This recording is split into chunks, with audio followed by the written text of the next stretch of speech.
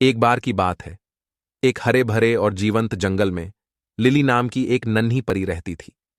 वह पूरे जंगल में सबसे नन्ही परी थी, लेकिन उसका दिल दया और जिज्ञासा से भरा था। एक धूप वाली सुबह जब लिली जंगल में घूम रही थी, उसने देखा कि जानवरों का एक समूह एक चमकदार तालाब के पास इकट्ठा हुआ है।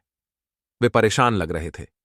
हमेशा की तरह उत्सुक होकर लिली उनके पास आई और पूछा, क्या हुआ मेरे प्यारे दोस्तों?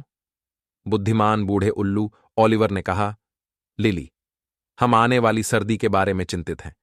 यह कठोर होने वाली है और हमारी खाद्य आपूर्ति कम हो रही है। हमें डर है कि हमारे पास खाने के लिए पर्याप्त नहीं होगा। लिली का दिल डूब गया, लेकिन उसने उम्मीद नहीं खोई।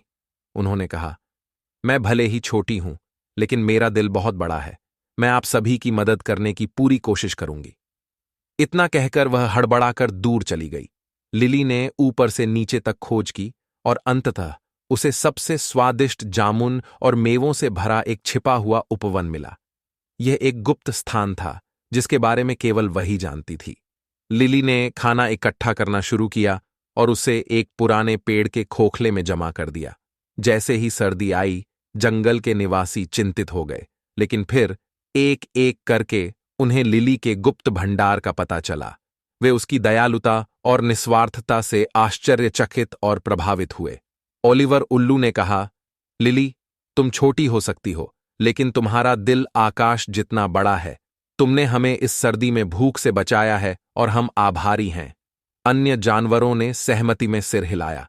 वे सभी जानते थे कि किसी के पंखों का आकार नहीं, बल्कि उसके दिल का आकार वास्तव में मायने रखता है।